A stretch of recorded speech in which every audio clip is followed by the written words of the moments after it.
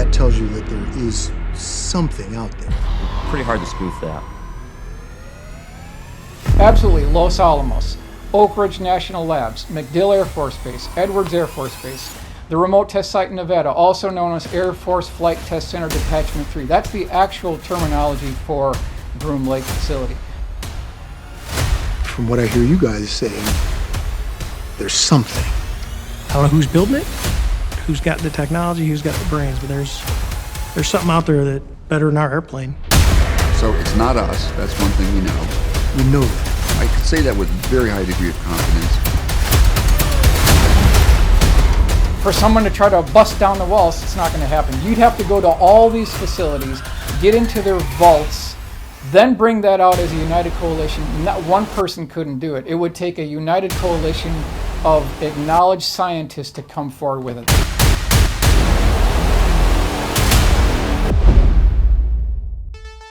Good evening, everyone.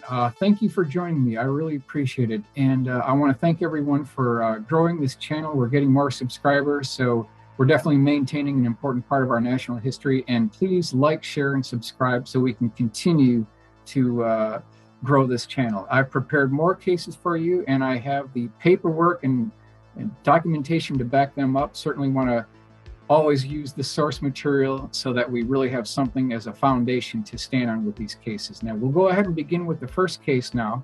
So we have the first case pulled up here. This came from CUFOS, which is Center for UFO Studies in Chicago.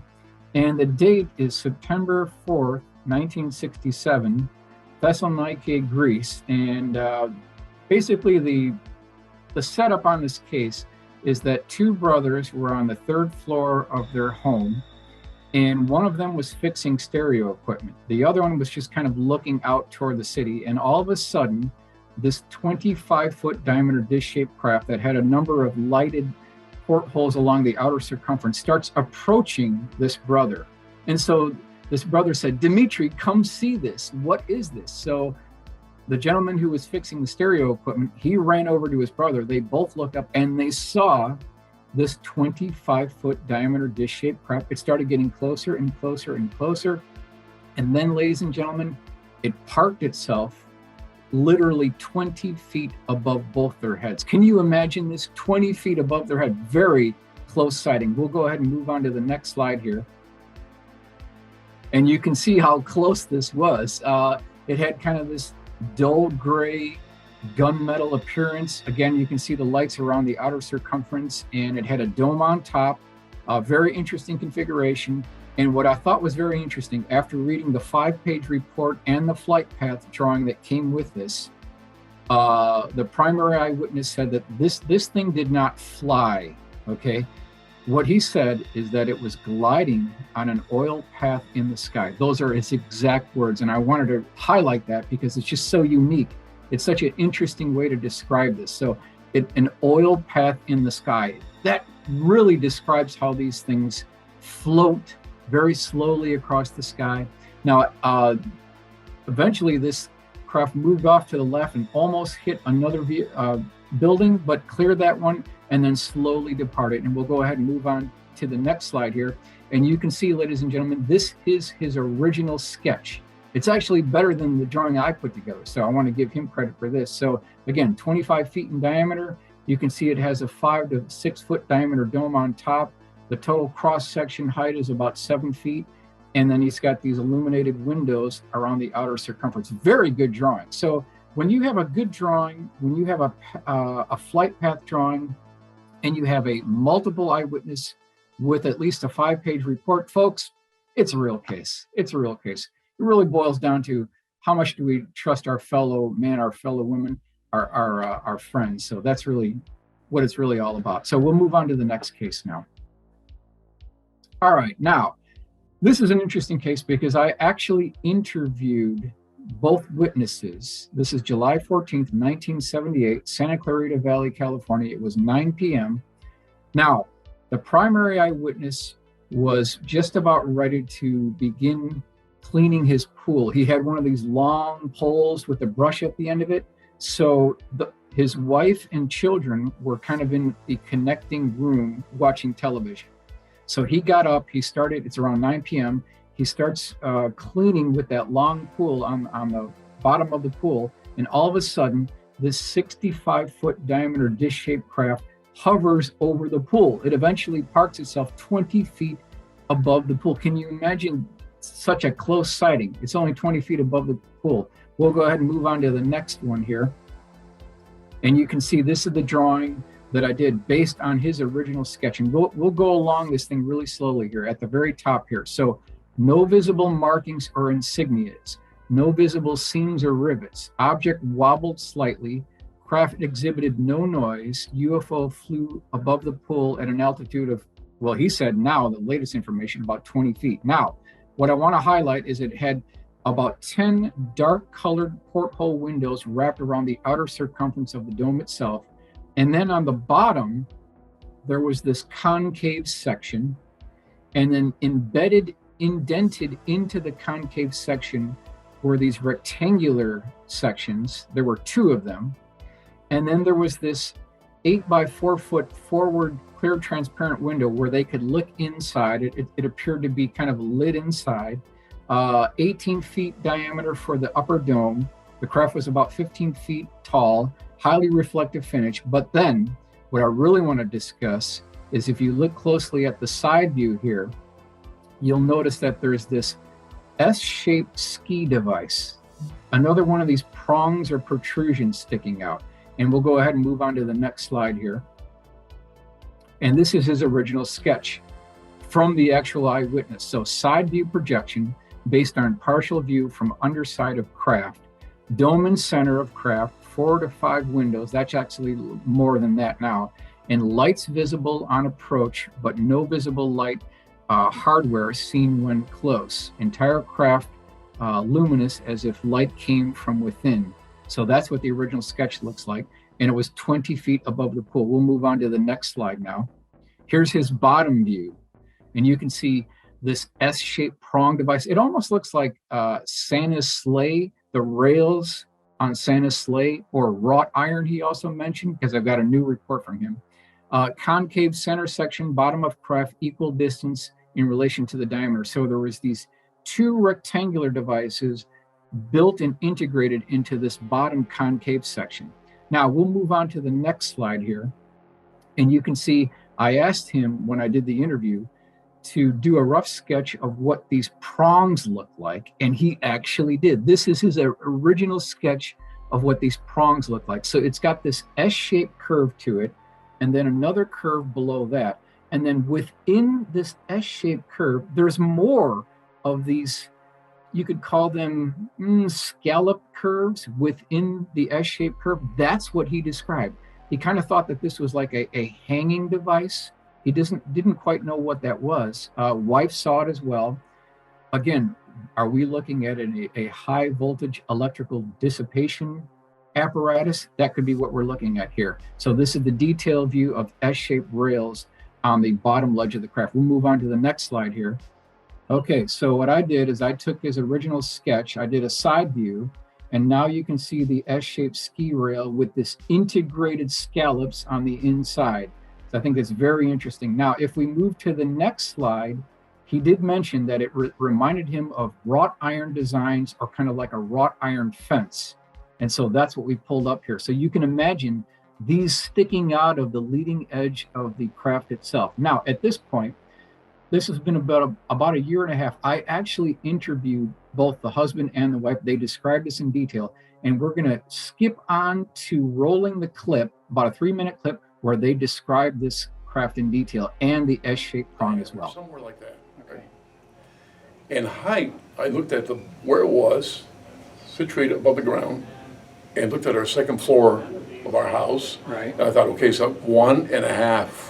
Gotcha. Okay. Gotcha. Height, whatever that may have been. Mm-hmm. And so this is the way I, judged it by looking at other things around it. Right.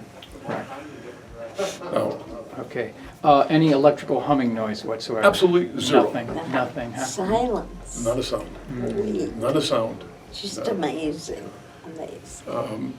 Another thing then I suspected, I thought, okay, this must be a joke, somebody's playing something on us, and so I started looking up in the sky, expecting it to be hanging from somewhere or something. and there was no airplane, no small craft, and the fact that it was just sitting in one spot would have been very difficult, for an airplane to be circling around or something and be holding this thing. So, but that was my first. I looked and looked and looked to see what is it that where's it hanging from? There was nothing there. Okay, so was it hovering over the pool stationary, or was it moving with the wind? Stationary. Stationary. But I described it as a slight little wobble, just a very slight wobble. And you would say, well, that wind, but there was no wind. Okay. There was zero wind. It was just a very slight wobble. Okay. Very slight, right? I think she saw it. At that point, I think, but I described it. We were like frozen, mesmerized, but we're frozen. We weren't afraid. Right. Wow. That was the amazing thing. You're not afraid. You're just amazed what you're looking at, and you can't believe it. It's just not supposed to be there. So not drifting with the wind whatsoever? Absolutely not. Okay. Absolutely not. Okay. And then in both of your professional assessments, what do you think was the purpose of the two long rectangular beams on the bottom of the craft? Okay. Here's where we not differ, but I look at details more so than maybe Gloria does, and I don't think she'll argue that point. I looked at mostly, I fixed my eyes on, I don't see any rivets, I don't see this, I don't, there's a lot of that I wasn't seeing, okay? Right. The only thing I noticed was this kind of like a ski-like device in the front. Right? But with little curves within these skis, little teeny curves, Okay. and little other curves within that, right? And I couldn't figure out. I tried to redesign or the curves that I was looking at. To me, like it's foreign. It's like looking at a foreign language and saying I'm going to be able to write the alphabet right after that. I couldn't. What it was, I don't know. At first, I thought it was some kind of a hanging device, Okay. docking device. Okay. But yeah, I don't know. How about you? What do you think? There was those two long Right, rectangular things on the yes. bottom. What do you think those could have been They for? were, on the bottom. I have no clue. Like he says, probably a docking, right? But we don't know. The only thing in my mind was and I express it in other things. Sure. I said, you're an advanced society, you're an advanced nation. Yes, This is not, exactly. first of all, it's not from Earth. That was my conclusion right away. And if you're that far advanced, why would you need to hang and dock gravity or something like that? Sure. Yeah. It didn't seem logical to me for that to be that. I still don't know. In the video clip that we just watched, the primary eyewitness actually described these wrought iron prongs, or this electrical discharge apparatus coming off the leading edge of the craft. That was a very good interview, and he described it in detail. All right, so this is an interesting case. Lots of paperwork for this, lots of documentation. This is November 9th, 1979, and this is in Scotland. Now, there was a forestry worker. This is in Scotland. He was with his dog. That's key to this thing. So he's driving down this dirt road with his dog in the van. They get out of the van. They're starting to walk towards some younger trees. They take a little bit of a curve, and all of a sudden, ladies and gentlemen, there's this 20-foot diameter, you could call it a sphere, hovering about 4 feet off the ground. It had kind of a sandpaper texture. It was gray, chrome in color. It had a band wrapped around the outer circumference of the globe itself, and then these T-shaped prongs, equally spaced, all around that outer band. So here again, this is like the 15th time that we've heard about these prongs or protrusions sticking out of these UFOs. Even in the Tic Tac UFOs, it's the same thing there as well. Now, what happened next is very interesting. Out from the bottom of this craft, we'll stay on this one. Good. Out from the bottom of this craft comes what looked like two naval mines, and they had prickly pines sticking out of these naval mines, and these things were plopping, that's the word they used, plopping across the ground, heading toward the primary eyewitness. Now, when they got to the primary eyewitness, they attached themselves to his pant leg, right at the bottom of his feet, on his pant leg, and then the next thing he remembers, there was this horrible, disgusting, acrid smell like 18-wheeler tractor trailer brake lining. There was this burnt brake lining smell, and he completely lost consciousness. When he woke up, the craft was gone. Both naval mines were gone. His dog was still there. He was really dizzy. He could not make it, back to his van. It was very difficult. He eventually made it back to the van. He checked the radio. That wasn't working. He lost his voice. And then about 30 minutes later, he finally got back to the van and then went back to his home. So very good case. And we'll move on to the next slide as the paperwork. So here's the APRO bulletin. And this is July 1980, Scottish landing case. So that's the first reference for this. And you can see their drawing, their illustration with these strange T-shaped appendages on the top of this thing and these prickle naval mines as well. Now we'll move on to the next one here. Here is the Flying Saucer Review reference, and you can see here the same T-shaped prongs on this outer band. So this is Flying Saucer Review, November, December 1979. Can you imagine seeing this and then these naval mines approaching you? I mean, this thing actually attached themselves to his pants and then started dragging him toward this thing, and that's where he had this brake liner smell. So very interesting case. And we'll move on to the next case at this time. All right, now, on this one, this was sent to QFOS. I dragged this out of the QFOS archive. This is May 14th, 1988, Gresham, Oregon. I spoke to the original eyewitness by phone and corresponded with her by email and snail mail, and she sent me some original drawings. Now, I've illustrated this in color so that you can see this thing in a daylight setting, but it was around 9 p.m., Primary eyewitness was with her friend. He was driving. They were just completing a dinner engagement. And they're driving down the road. They go above on the top of this hill. And on each side of the road, there's these large, tall fir trees. Now, you don't see that here because this is just a color illustration. But what they end up seeing is this flying saucer, black in color, inky black in color. It had 12 illuminated windows, followed by 12 dark windows, was rotating counterclockwise. Then it had this conning tower like a submarine.